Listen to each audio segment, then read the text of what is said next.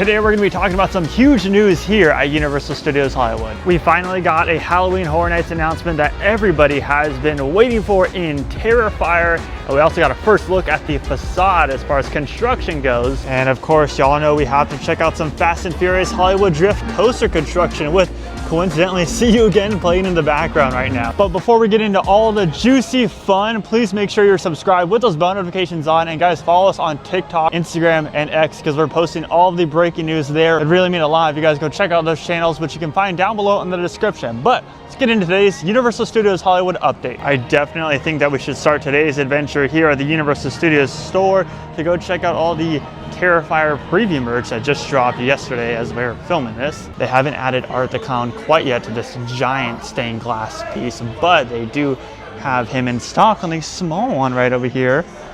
You can see there he is, Art the Clown himself with the Terrifier shirt, the preview merchandise.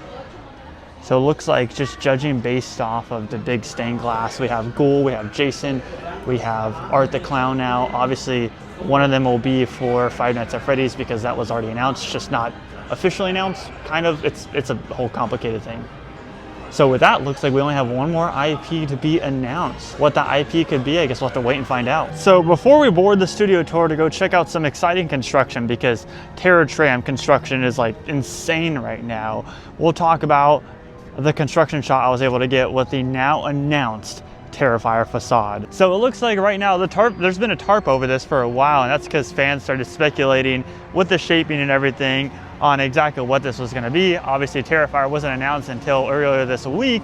Now that it's announced, we can see that it is uncovered and they're starting with the lettering, it looks like, for Terrifier. Now this will be the fun house that we saw in Terrifier 2. We see in Terrifier 3 as well, but it first debuted in Terrifier 2. But it is exciting now that we can actually officially say that this is Terrifier, and Murdy has confirmed this is where it's going to be located as well. But with that being said, let's go hop on the studio tour, check out some more Halloween Horror Nights construction, and get a shot of the Fast and Furious sound walls that are currently under construction. Passing on by the Jurassic World queue for whatever this HHN house is going to be. Not a lot of progress with this one, as this one's quite difficult to get construction for because it's so surrounded by all these other standing walls that are usually there. But I would assume they're making tons of progress on the inside. And when we approach Scarecrow, the potential Scarecrow house, definitely when you look inside of this construction, you can see the big barn area that we saw featured in Scarecrow when it came to the event. And it looks like they're adding more and more detail and vine work to the facade, as well as a new kind of box. But now off to the big one, the one that everyone has been speculating about, the Terror Tram.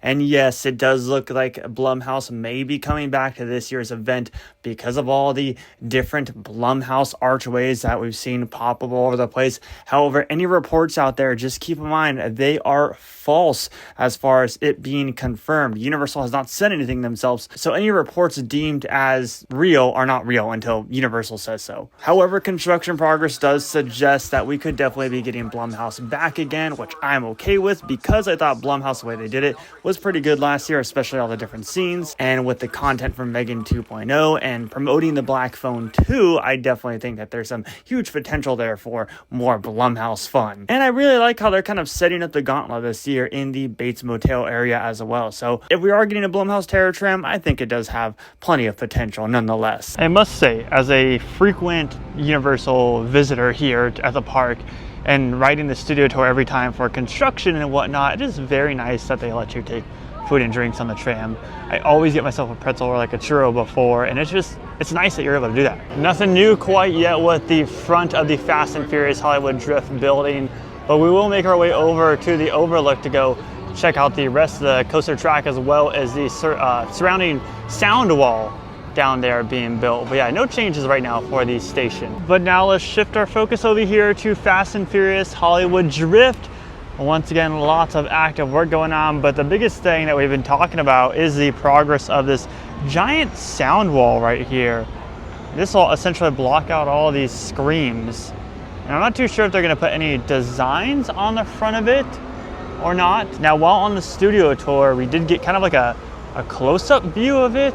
It's kind of hard because I didn't want to shift my whole self over, but we got a close-up look at some of the sound wall further down this hill, which you can see right over there. That's what we're talking about. But yeah, that's definitely what their main focus is right now.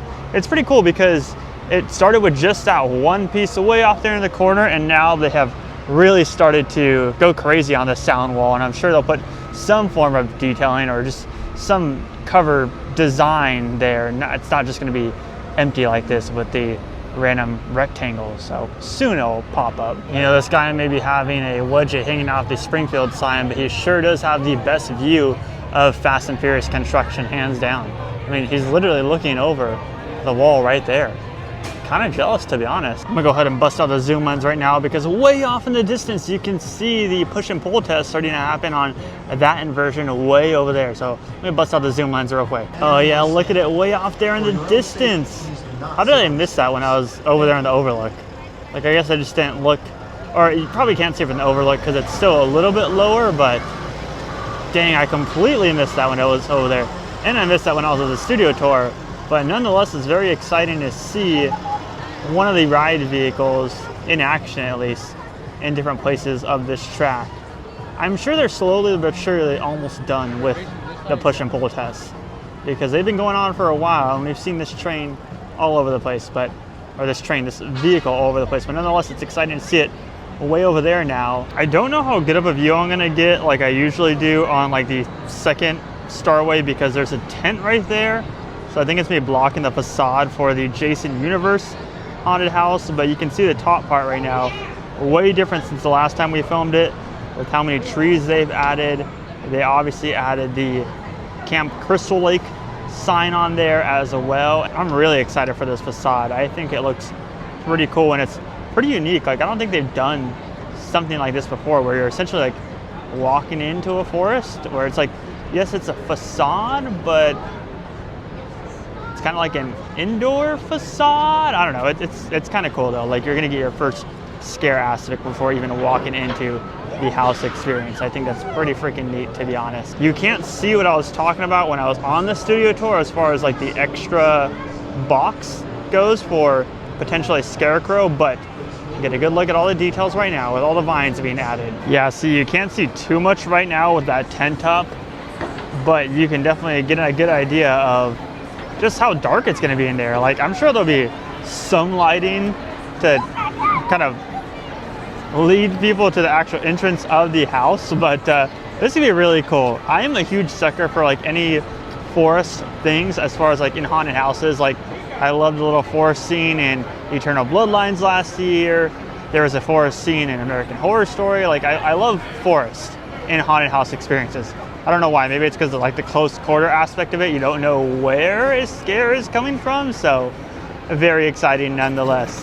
And there is a lot of loud noise going on because they are really going to town on this hill project right now, and obviously they need to get it done before HHN, which is literally in like a month and a half, and they're going to need room for people to be queuing up essentially outside of the Jason Universe haunted house. So they're definitely working hard on this and quickly, and there is lots of construction going on for this hill project right now. Y'all, look how massive this wall is. Like, and they're gonna flatten all of this right here to where it's just that wall and there's all this open space.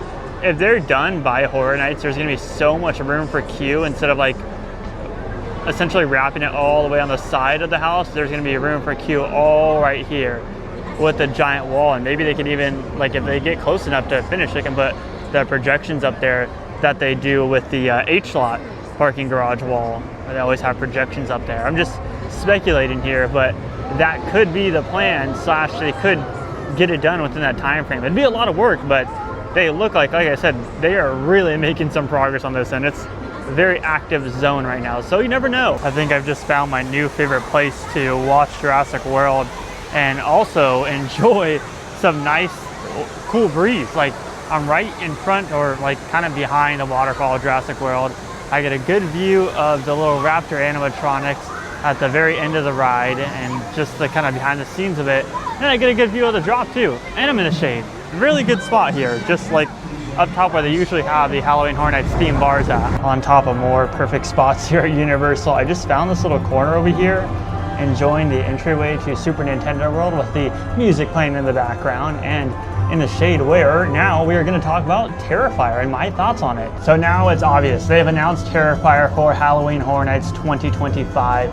And I'm pretty excited about it. I'm excited in the sense of Art the Clown coming to the event. Now, if you guys have been following the channel for a while, you know that Savannah and I don't do the heavy gore, which is ironic because we like horror movies. But there's like gore and there's like extreme gore, and I feel like Terrifier takes that extreme gore level. However, just because it's not for me doesn't mean I don't watch it, because the storyline is actually pretty good. Once you get to Terrifier 2 and 3, where they have more of a bigger budget, the storyline gets really good, and Art the Clown really shows his personality. And I think they're really going to showcase that through him and through the scenes in this haunted house experience, essentially. Now we know that the facade is going to be the fun house that was introduced in Terrifier 2, and we've also seen Murdy as well as Mike Aiello from Orlando talk about that you should probably wear a poncho for this experience, which means there's probably going to be tons of water effects, tons of smell effects, and just overall just for a gross Horror Nights house experience, similar to what Texas Chainsaw Massacre was, but it really brings to life and makes you feel like you're in the movie, fleeing from Art the Clown. I put this on my Twitter, but for me, it's like I really enjoy the characters of these gory movies. I just don't enjoy the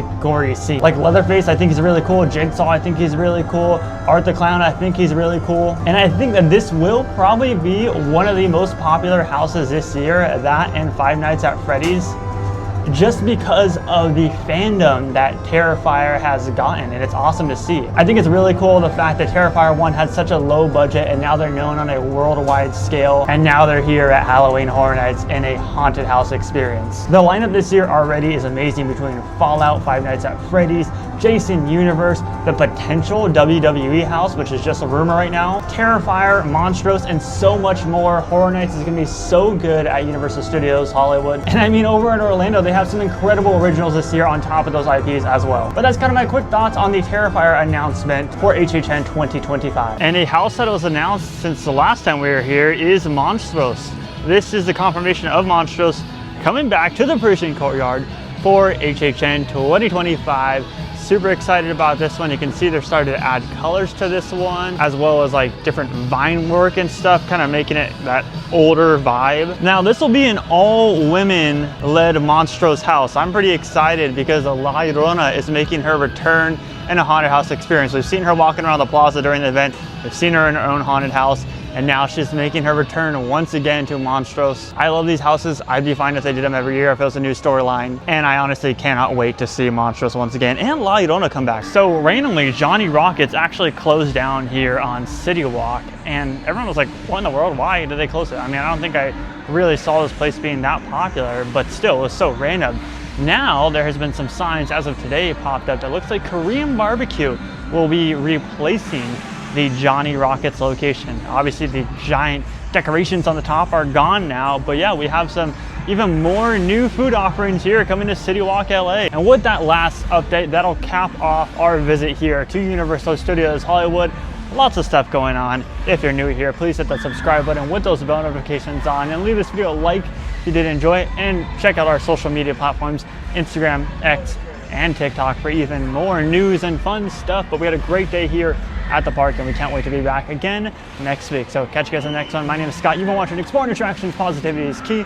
And most importantly, remember to keep exploring. Peace out, everybody.